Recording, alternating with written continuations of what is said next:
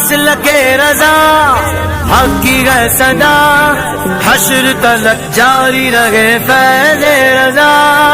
نبی کا جانثار ہے جلال۔ آپ نہیں دیکھتے کہ جسے دنیا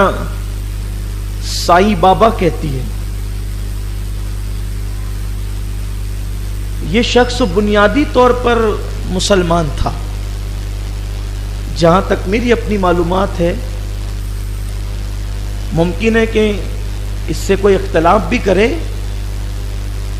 اصل میں جو سائیں ہے، سائیں یہ پنجابی لفظ ہے، سائیں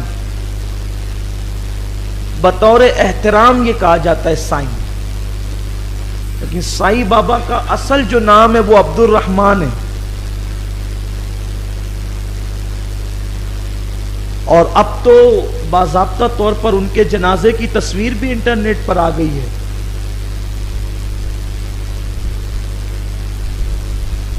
بہرحال ان کی شخصیت میں لوگوں کو بڑا اختلاف ہے کہ وہ ولی تھے یا نہیں تھے۔ البتہ وہ ولی تھے یا نہیں تھے اس سلسلے میں تو میں خاموش ہوں،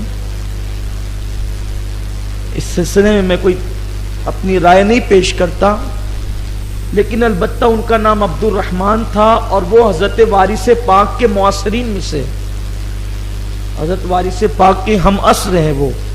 جسے دنیا سائی بابا کہتی، ان کا نام عبد الرحمن ہے، اور وہ حضرت وارث پاک کے معاصرین میں سے ہیں۔ وہ ان کا دور، وارث پاک کا دور، بابا تاج الدین ناگپوری علیہ رحمہ کا دور، یہ سب ایک دور کے لوگ ہیں۔ اور بعد میں جب ان کا انتقال ہوا تو ان کی قبر بھی، ان کو دفن کیا گیا، باضابطہ طور پر ان کو دفن کیا گیا، ان کی نماز جنازہ بھی پڑھی گئی۔ اب تو اس کی، میں نے کہا نا کہ واٹس ایپ پر بھی اور فیس بک پر بھی اس کی تصویریں آپ دیکھنا چاہیں تو دیکھ سکتے ہیں،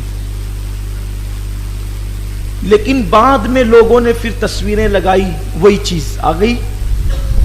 تصویریں لگائی، پھر کچھ لوگوں نے اس پہ پھول چڑھانے شروع کیے،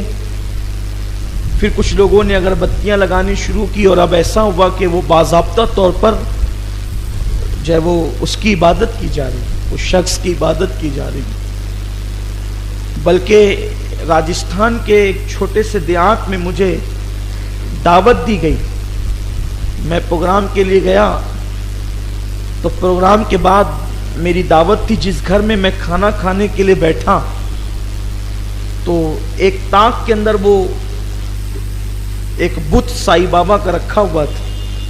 مسلمان کا گھر، وہاں اگربتیاں جل رہی تھی، تو میں نے کہا میں کھانا نہیں کھاؤں گا اس وقت تک جب تک آپ اس کو نہ نکالیں، یا میں رہوں گا یا یہ۔ بہرحال پھر انہوں نے اس کو نکالا،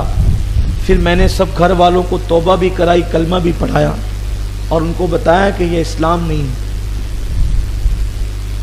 یعنی دھیرے دھیرے بگاڑ پیدا ہوتا ہے، تو ایسا ہی ہوا، یہ جو بت پرستی پھیلی نا، وہ جو جن کو بت بنایا وہ نیک لوگ تھے اس قوم کے، عام طور پہ کچھ لوگ نیک تھے۔ آپ کو نہیں پتا کہ یہ جو کعبۃ اللہ شریف پر جو 360 بت رکھے تھے کفار مکہ نے، ان میں سے حضرت ابراہیم علیہ السلام کی بھی انہوں نے تصویر بنا کے رکھی، حضرت اسماعیل علیہ السلام کی بھی تصویر تھی، یعنی انبیاء کی تصویریں انہوں نے بنا رکھی تھی باضابطہ۔ وہ اس کو پوچھتے تھے، اب بتائیں جب انہوں نے حضرت ابراہیم علیہ السلام کو پوچھا، اسی لیے اللہ کے رسول صلی اللہ علیہ وسلم نے فرمایا کہ یہودیوں کی طرح، بنی اسرائیلیوں کی طرح نہیں کرنا کہ اپنے نیک مرحومین کی قبروں کو تم مسجد نہیں بنانے، نہیں سجدہ گاہ نہیں بنانا، قبروں پر جاؤ،